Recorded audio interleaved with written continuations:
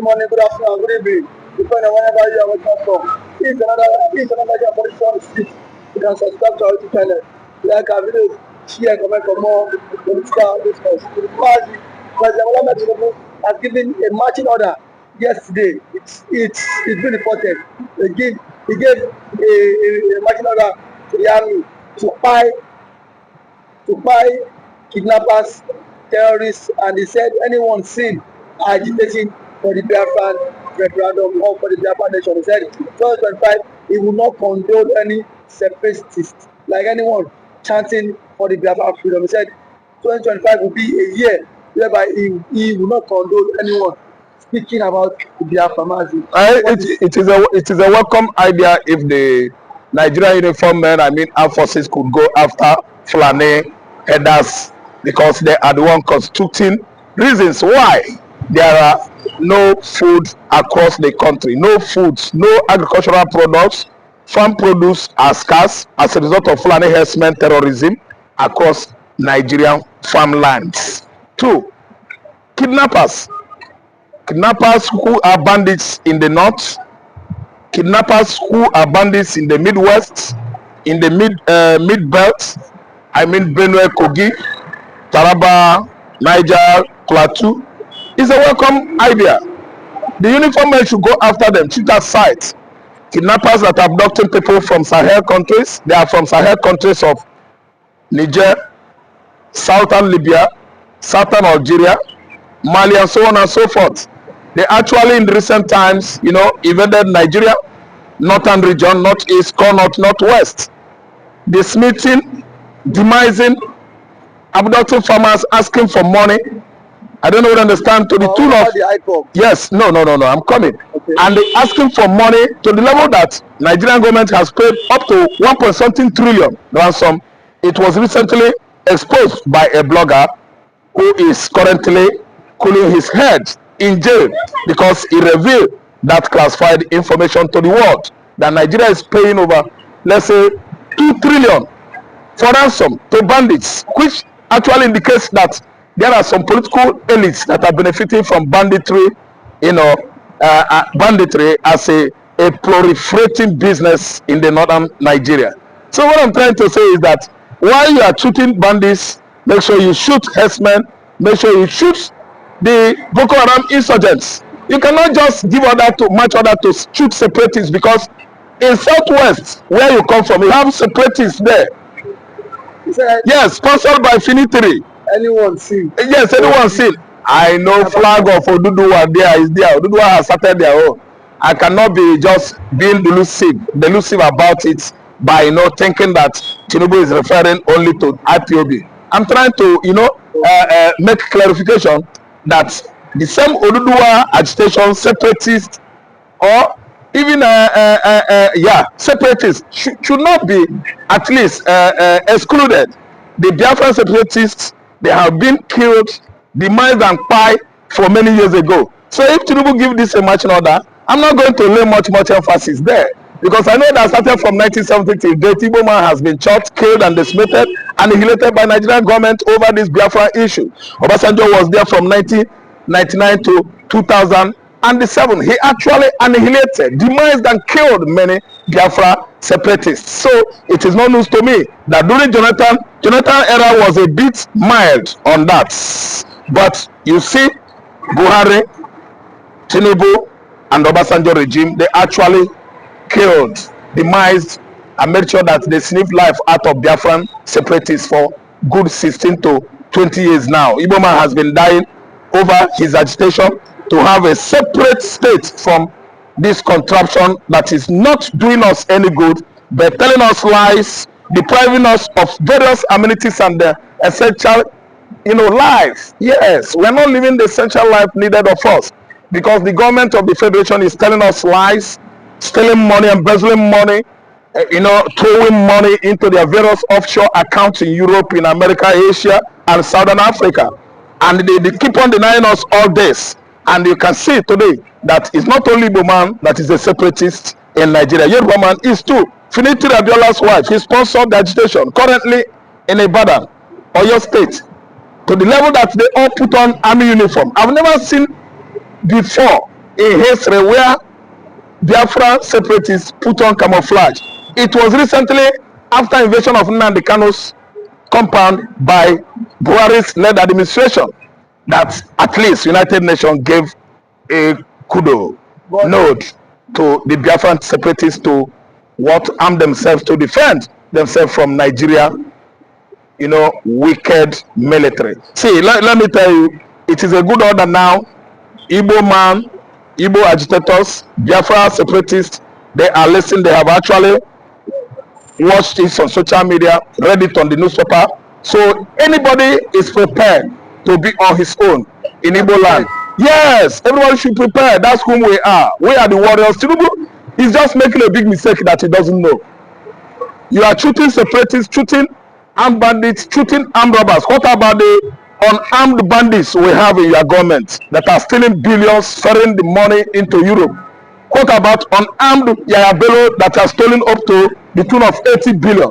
What about many of them all around you as cabals that are doing all these filthy transactions all around you, siphoning Nigerian money, and you are waiting for us to go to the court and proving it that they are stealing money when you have seen the economy dilapidated as a result of much funds embezzled from our public or commonwealth. Is another that I believe that God will ask him why. Because if any man that raises Biafran flag and is getting shot, I think God will ask you, and the world is watching. But Mazi, sir, in just 3 minutes or so, the governor of Uzodima and governor of Enugu State and governor of Anambra held a press conference yesterday. They said that is a welcome development, that this is a giant fight that the president take to secure life and property in the southeast market. What about the armed group Hope Uzodima initiated or running secretly? What about the armed group, the 5 governors of the southeastern states are running, sponsoring and funding by themselves? The Ebubagos, are they not separatists? Are they not armed? What do you term them? You see, it is part of us. No matter how this order or instructions might look, Igbo man has been facing hard times since his life. It is no news from 1967 till date that we were fighting war with Nigerian contraption. So if you are saying this, we don't care. When I was in the eastern Nigeria from 1990s down, I don't know what I understand. It was always like that. They shot armed robbers at sites.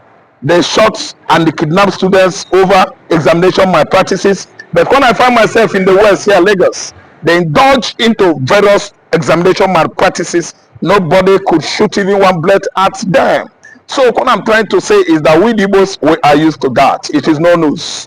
Whoever get shot is not well prepared in Igbo land. Don't you think that more Igbos might be fired because the Igbo region is known for their strong agitation compared to other regions? The Igbo region has been championing this declaration from time past. So don't you think that it will trigger more issues when it comes to Nigeria? That's why I told you that if Tinubu sincerely said that I doubt it, I will read it before believing it. Because Tinubu has advisors all around him. He is having separatists in the southwest. He will not have no reason. He shouldn't have any reason whatsoever. Any reason soever to give that kind of instruction or order to uniform men to sit aside. Forgetting that in Osun State, Oyo State, there were these Odudua agitators. I don't know understand. Hoisting Odua flag every here and there. They were in their millions in number in United Kingdom, hoisting and waving Odua flag, led by many Yoruba elites there. What about Sunday Igboho? It means that Tinubu should be looking for Sunday Igboho this time around to buy him, because he's a living a separatist, a living separatist in the southwest. So that's why I'm telling you that maybe some people are hallucination of schizophrenia, because I don't see him having this kind of prerogative or dynamism to come out boldly to give such bloody instruction. I don't believe that maybe breaking news or call it, or someone that blogged it out. Because you have Odua separatists in the southwest, and they are agitating for self what actualization or realization. You have many of them in Igbo land who are the indigenous people of Biafra already. If you give that kind of order, you are telling the uniform men to go and fight Igbo men in the southeast, which is not possible. Currently, as I'm talking to you, Biafra has been declared, as I don't see any point giving that kind of instruction. Biafra has come. What happened in Finland? It doesn't Tinubu, is Tinubu not aware that it is over? So giving that kind of order is another invitation of civil war as we had it in 1967, from 1967 to 1970. So that's why anybody that is reading breaking news should be very careful, study it carefully, and understand the concepts of such news. Okay, Mazi. Thank you for your time, and thank you for always coming out to areas. Yeah, good morning, Mr. Christian. Time Monepa get people that are lobbying for Biafra, and it is a plus. The way Monepa is going international, and it seems he's making this agitation a serious international issue by employing international lobbyists to make sure that Biafra is recognized at the world stage. Let's get a reaction. Now, thank you for that wonderful question, the anchor of this great platform. First and foremost, I want to say, Monepa has come out to say, or has outlined countless times that he said that the Nigerian government cannot win Biafra with a barrel of gun for the second time. Now when he said that, see, Nigerian government cannot win Biafra with a barrel of gun, it means that nobody needs to die for them to exit Nigeria. Now, Ojoku fought Biafra in a different dimension. Now, nnamdikanu did it via his own dimension. So ECPA is taking it globally. And now, we've seen world body recognize Biafra. We've seen the UN and then some other global body have come out to endorse the Biafra struggle. So kudos to him, it is a plus. Some persons have come out to say that Monepa should be discredited, the likes of Ohanes and that of the southeastern governors. But my question is that you said Monepa should not be taken serious. Then who should be taken serious? The government who is not willing to protect our people? Is it the people who have refused to speak up when the Igbo man has been marginalized in the country? Is it the same governors who have become a tools in the hands of their Fulani master? So for you to even have a character like Monepa and nnamdikanu to have come out to say enough is enough, that we are tired of this contraption called one Nigerians. It shows that these people have this mindset that, see, they can no longer be the slave. So for him to have even gone as far as to hire lobbyists that will speak on behalf of Biafra in the world in the UN summit, to me it's a plus, and that alone, the voice of Biafrans will be heard globally, and the voice of an Igbo man is also being heard globally. Now let me take it back the line. When Southern Sudan and South Sudan wanted parted ways, nobody killed each other. Nobody go through the route of violence. It was done amicably. So Monepa is doing it amicably for him to convince world leaders that this thing is possible, and why the government of the day, the present government of Nigeria, are not seeing it that way. Thank you. You can also should the government, should the Nigerian government be worried about people? Why would they be worried? The same people have sent assassins to kill Monepa. Now only he has escaped. So see, one thing about it is that the government of the day, they are panicking. There's panic. You know what it is now. For a particular tribe, for a major tribe to exit your country, you know how an Igbo man is. You know the investment of an Igbo man is in the country. Now imagine in Nigeria without an Igbo man. Let's just imagine that. That means dominance. That means the Hausa man would now dominate virtually every government percentage in Nigeria. So now the reason why the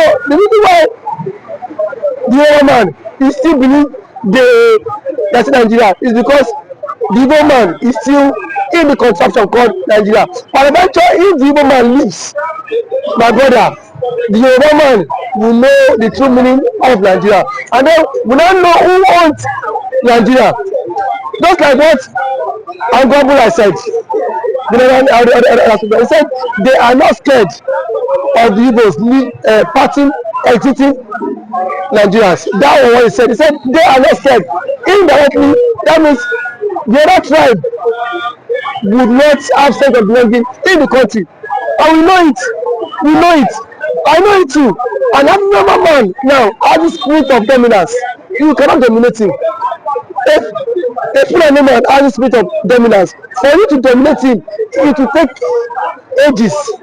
In any population, you cannot dominate them. So one thing is that people have foreseen this whole thing. That was why he championed this Biafra struggle. And now, gradually, it is now becoming a reality in this contraction called Nigeria. Now, there are some Igbo men are even tired of the system called Nigeria, just because they feel their brother is still in president. My brother, I can bet you, come 2027, the Yorubas will be championing Uzodima Republic more than the Igbo man. I can bet you that. That I am very certain of. Yes, we will championing because it is certain when their president, when their brother is being kicked away from the presidency, already there is a plot, and which he himself cannot escape. The president himself knows that there is a plot, and then the big shots in the north are forming alliance. You know it. RFI, a powerful influence in the north, is not in the league. Sorry, is not in good terms with the president. And now nobody can take that factor. What RFI did, or see that made President Tinubu emerge as the president via his own influence. And then we have also the likes of Angulai, which is the chairman of the Northern Order Forum. He said, post election, that the Northern Order Forum supported Tinubu, but from 2027, Tinubu will not get their support. So what does that mean? Now so now if the average left person is not giving the vote, now where will they get the vote? It should come by 2027. The same thing the Yorubas have tagged the Igbos for. Now they will be the master mind of it, because I can bet you by 2027 Yoruba will stop. And that's the slogan that will continue the trend, is that we are tired of the country, we want to follow the suit of the Igbo man and exit the country. And then the Igbo man now will not take them, tag them for being unserious, because now that the Igbo man is championing for the exit, we are saying the Igbo man is not serious. Yeah.